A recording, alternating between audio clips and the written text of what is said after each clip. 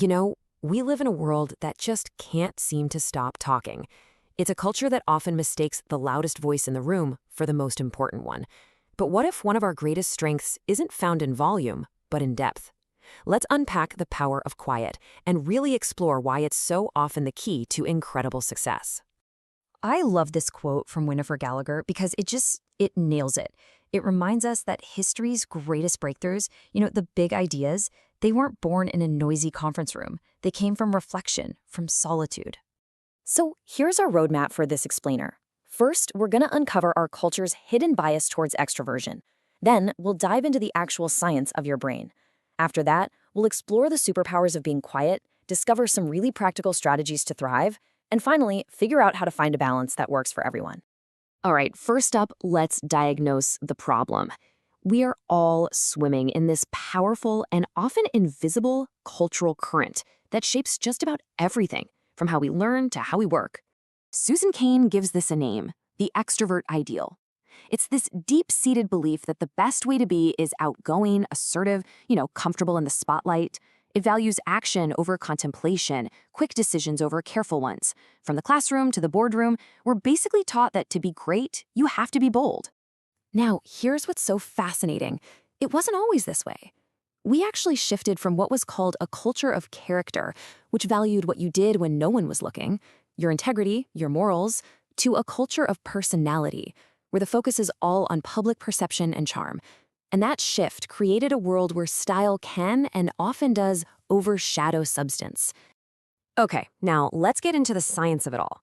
Because it turns out your temperament isn't just a preference, it's actually wired into your biology. And one of the biggest myths we absolutely have to bust is this confusion between being an introvert and being shy. They are not the same thing. This is the key distinction right here. Introversion is all about how you respond to stimulation.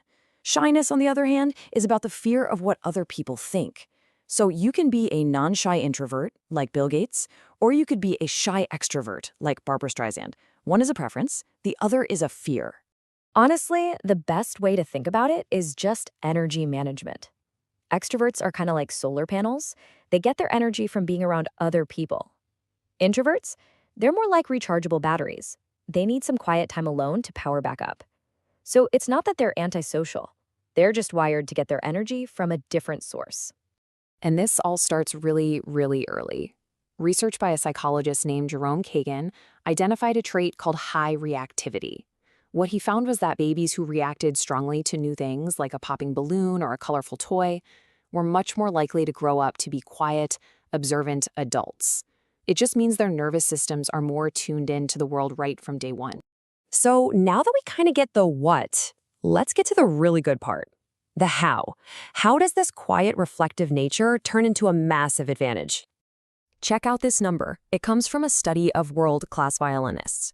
The absolute best of the best spent, on average, over 24 hours a week practicing all by themselves. This is what experts call deliberate practice, and it's the secret sauce to exceptional achievement that almost always happens in solitude. And this just captures that idea perfectly. Isaac Newton, one of the greatest minds in history, was a classic introvert. His world-changing discoveries weren't a team effort. They were the product of a mind that absolutely thrived on being alone with its own thoughts. This advantage even reaches all the way to the top. Management expert Jim Collins studied the most successful companies, and he was shocked to find their leaders weren't the flashy, charismatic types you'd expect. Nope, they were what he called level 5 leaders, people who were humble, determined, quiet, and reserved. Their focus was on the company, not on their own ego. And there's a really good reason why this works. Research from Wharton professor Adam Grant found that introverted leaders are amazing with proactive employees. Why? Because they're more likely to actually listen and implement good ideas, which creates this powerful cycle where the best ideas can bubble up to the top. So the million-dollar question is, how do you make this work in a world that's kind of biased against quiet? Well, let's get into some real practical strategies you can use. Okay, this next idea from Professor Brian Little is a total game changer. It's called free trait theory. It basically says that while your core temperament is pretty fixed, your actions aren't. You can absolutely act like an extrovert for things that really matter to you. That huge presentation, a project you're passionate about, or supporting someone you love. The key is to know it's a temporary role, which lets you do it without completely burning out. And that brings us to our first action step. If you're going to act out of character, you have to plan for recovery. That means you need to create restorative niches. Think of these as your personal recharge stations. A quiet corner in the office, a walk between meetings, or just 5 minutes with noise-canceling headphones. It's where you get to return to your true self. And this really is the core message of Susan Cain's work. It's not about trying to fix introversion.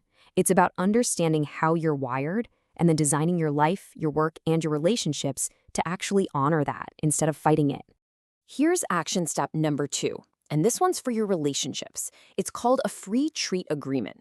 It's basically a conscious deal you make with someone. You agree to stretch for them, go to that big party, attend that networking event, and in return, they agree to respect your need for quiet time. It's all about mutual understanding, not forcing yourself to be someone you're not. All right, let's zoom out and bring this all home. The goal here is definitely not to create a world full of introverts. It's to build a world that actually values all personality types and knows how to use everyone's unique strengths.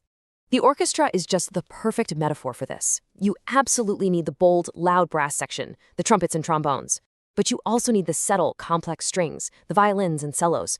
A great piece of music needs both. And a great company, a great team, or a great society needs both extroverts and introverts to really thrive. And here is one final, powerful action step for you. For just 1 week, I want you to try this experiment. Just observe. In your meetings, in your interactions, notice who talks the most. Then notice who actually delivers the best results. The answer can be really surprising. And then consciously try to shift your attention from just the volume to the actual value. And this really gets to the heart of it all. This isn't about saying one type is better than the other. It's about correcting a bias.